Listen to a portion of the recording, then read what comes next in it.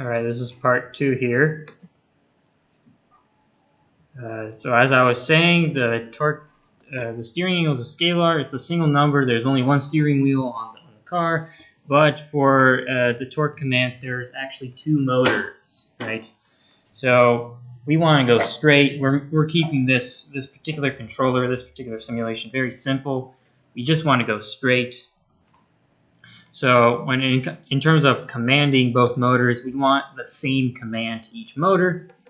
Now in my simulation here, I actually have modeled 4 motors.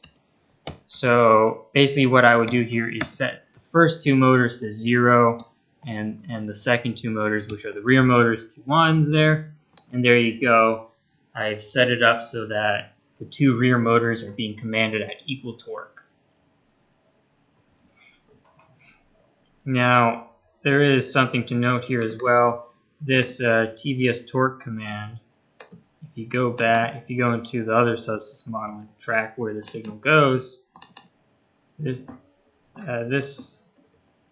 is a bus signal. Let me move it. Yeah, it's a bus signal with K, the throttle command, and omega M, the motor shaft speed. So I go to this controller, that's why I pulled out this omega. So omega is the tire angular velocity, but I want the motor shaft angular velocity. These 2 numbers are related by the gear ratio. And here's a neat trick. All those parameters that we've loaded up here in a previous part of this tutorial, these ones define everything we need. So in the powertrain, there is a gearbox with some gear ratio. And there you go. You're multiplying your tire angular velocity by the gear ratio, you get your motor angular velocity. And then we use a bus creator to put these 2 different signals together.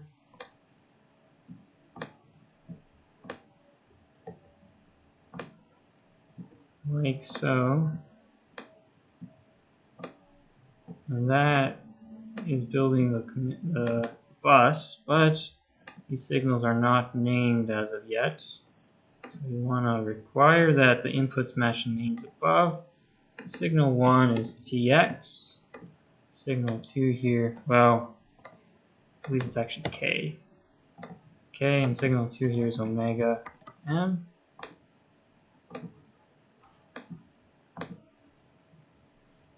Alright, and then the final thing, I also have to name that K and that omega M. Very well. So I believe that is all you need to do to configure, to basically make a bus. Do all that. And the final thing here is brake pedal. So we don't want to do anything with the brake pedal. We want to say this simulation doesn't concern itself with braking. So the input here, I believe, is pascals, how much brake pressure is on each cylinder there. So if I just set all 4, one for each tire, to be 1 pascal, that's very, very low pressure. That's going to be equivalent to just having nothing on the brakes.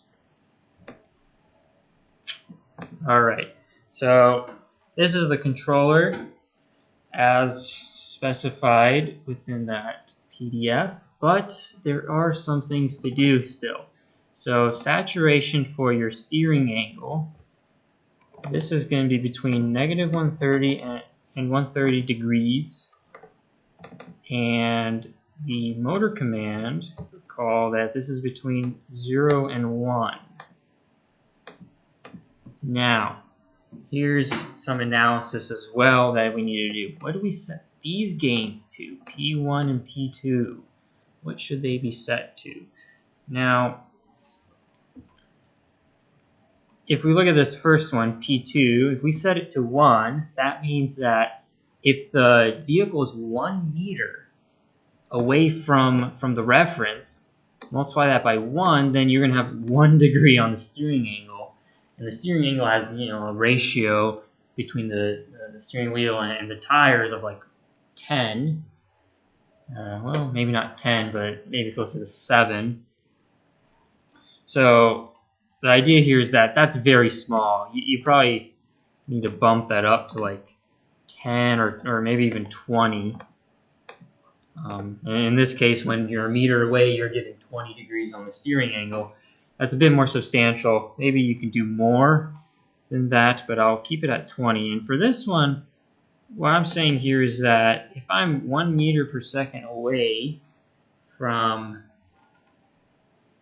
the target velocity, then I'm giving full beats. But if I'm half a meter a second away, I'm giving half the available torque, which is fine, really. It might even be a little aggressive, if anything.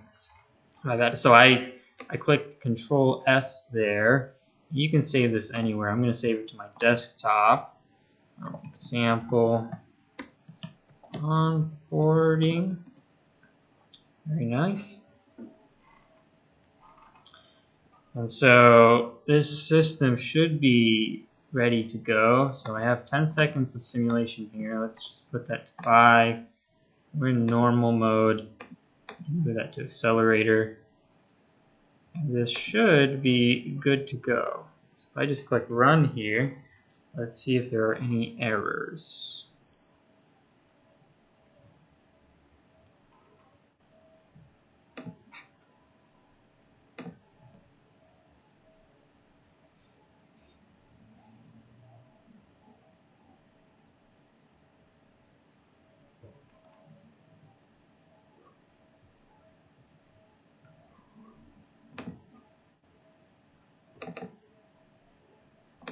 So here it says the signal name should be omega m radians per second, but omega m is the only one available. So this is the naming thing.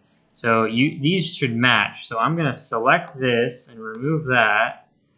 And so now everything should match. This is why you need to make sure your signals are named appropriately so that the bus selectors can find signals that the bus creators made.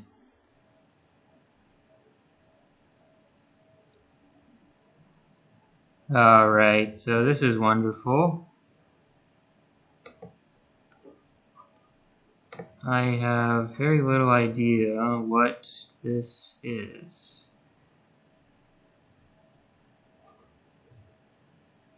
So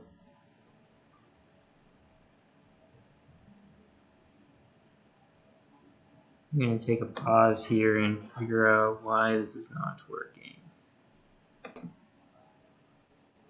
So I am back, and it turns out you have to uncheck interpret vector parameters as 1D here. I have no idea why that's the case. I also have this one unchecked. And the last thing I forgot here was to add a unit delay. Initial condition 0, sample time -1, that's fine. Really just a unit delay right there. This is here because simulation has to be able to know when to stop looking forward and compute everything and then move on to the next time step. So once this is now complete, making those amendments that I just mentioned, everything works. Doesn't,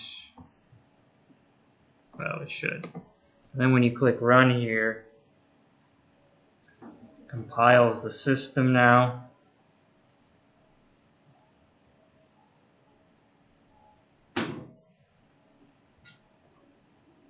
And there you go, simulation time running.